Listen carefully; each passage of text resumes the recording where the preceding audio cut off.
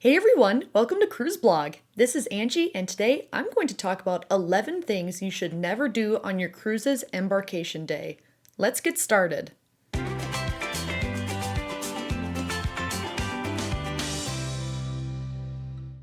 Embarkation Day is one of the most highly anticipated days on any cruise vacation.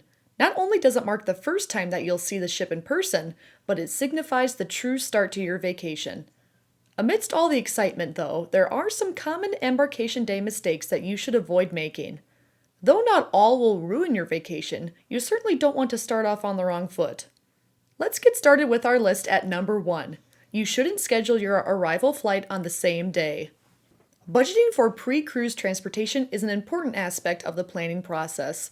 Those who do not live within driving distance will have to find alternative means of transportation, like flights. Travelers may explore other options like train travel, especially with the prominence of the Brightline service in Florida. Scheduling your flight on the same day as the ship's departure is very risky. One delay or cancellation could result in you missing the ship, as it won't wait for those who are late. Flying in the night before means that you'll have a more relaxed embarkation day. Rather than stressing over flight times or waking up at the crack of dawn, you can sleep in soundly knowing that you're minutes away from the terminal. Depending on how far the airport is from the terminal, it may be wise to prearrange transfers as well. For example, if you're flying into Houston and have a cruise departing from Galveston, it is in your best interest to figure out how you're going to get to the port ahead of time. Number 2, do not arrive outside of your scheduled arrival time. When you check in for your cruise, you'll be tasked with selecting an arrival time. There are pros and cons of selecting an early and late time. However, you'll want to abide by whatever you choose. There's a chance that you won't be allowed inside the terminal if you arrive earlier than indicated. Before making a decision, consider whether or not you want to dedicate more time to exploring the ship before Sailaway. Those who are one of the first on board will have plenty of time to grab a bite to eat, unpack, and check out the amenities before hitting the high seas. On the other hand, some guests may prefer to arrive late to ensure immediate access to their stateroom. Plus, the buffet tends to be less hectic during off-peak times. Those who board around 1:30 or 2 o'clock will typically find shorter lines and less congestion at the buffet, allowing for a more leisurely dining experience.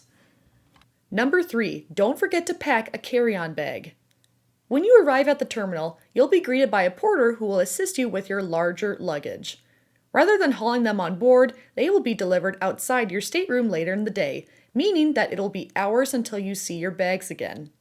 Because you won't have access to your suitcase, you'll want to ensure that you pack important documents and valuables in a small carry-on like passports, medication, jewelry, electronics, swimsuits, and more. You don't want to send your suitcase off to later realize that it's holding your passport. You need it to finish the physical check-in process. Thankfully, most porters will ask if you have your passport and other documentation with you. Number 4, never attempt to sneak prohibited items on board. Packing for a cruise is unlike packing for a land vacation. Rather than being able to drive to the nearest drugstore or have something delivered, you're subject to the inventory of the ship, which is often pretty limited.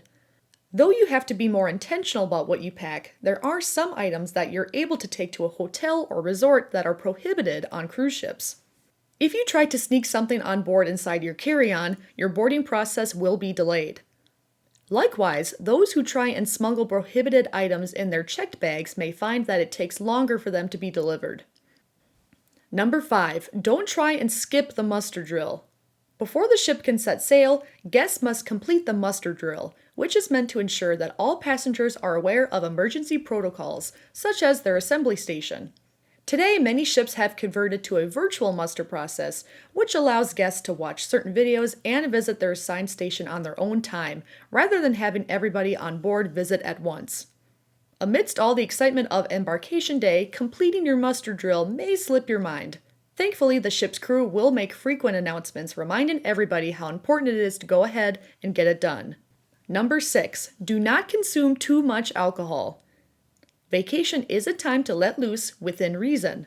While passengers with a drink package will want to take advantage of its benefits, it's important to remember your limits, as you don't want to get too intoxicated on your cruise, especially on the very first day.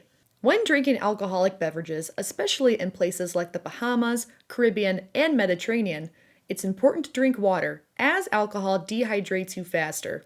Those who drink too much risk dealing with the negative effects of a hangover, including nausea and headaches, neither of which you want to experience while on vacation. While it's okay to indulge more than you usually do at home, don't push yourself too much. Know your limits and drink responsibly. Number 7, do not forget to turn off your cellular data. Before your ship pulls away from the port, make sure that you've turned off cellular data on your phone. Roaming fees aren't cheap, and if you forget to turn off your cellular data, you may return home to a shockingly large cell phone bill. The easiest way to do this is by putting your phone on airplane mode. Number 8, try not to miss the Sailaway party. The Sailaway party is a hallmark of any cruise because it signifies the true start of your vacation. While the nature of the parties vary based on which cruise line you're sailing with, you don't want to miss this event. Make sure that you arrive a little bit before it's scheduled to begin, especially if you want to grab a cocktail from one of the nearby bars. As you might suspect, it's a popular activity that many passengers prioritize.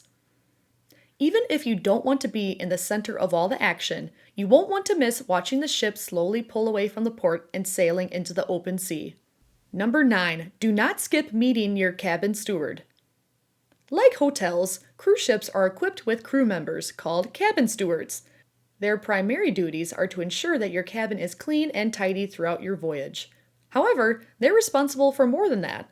In addition to making your bed, refreshing your towels, and emptying any trash, they'll also deliver important documentation to your cabin, including disembarkation and port-specific information. On the first day, you should take some time to introduce yourself. Not only does this help establish a working relationship, but it'll ensure that you're able to get any requests met, such as a certain bed configuration. Number 10, do not go straight to your cabin. Speaking of your cabin, if you're one of the first people on board, you should typically not assume that you'll have immediate access to your stateroom. Typically, cabins open up in the afternoon, somewhere around 1 to 2:30 p.m. Those who have an arrival time of 11 a.m. or so will have to enjoy lunch and explore the ship before dropping off their carry-on belongings. If you plan on carrying a bit on board, such as soda or limited quantities of wine, you may want to select a later arrival appointment so you don't have to worry about lugging around all of these heavy items. Number 11, don't wait too long to unpack. Cruise lines strive to deliver suitcases promptly. There have been many instances in which my bags have arrived before Sailaway. Whenever I notice that they're outside my cabin, I immediately devote some time to unpacking. Though not the most exciting embarkation day activity, it ensures that I'm able to settle into my home away from home even faster. It will also make getting ready for dinner easier, as you won't have to shuffle through your suitcase looking for your cosmetics or a change of clothes. Don't forget that the best place to store suitcases is underneath your bed. That way, they won't take up valuable floor and closet space. Because they're able to be tucked away, it's even more important that you prioritize unpacking, as you don't want to have to constantly pull your luggage out. Alright, there you have it, the 11 things you shouldn't do on Embarkation Day. Do you have other Embarkation Day tips? Let us know in the comments below, and while you're at it, don't forget to like and subscribe to our channel so you can be notified every time we have a new video. Thank you so much for watching, and we hope to see you again soon.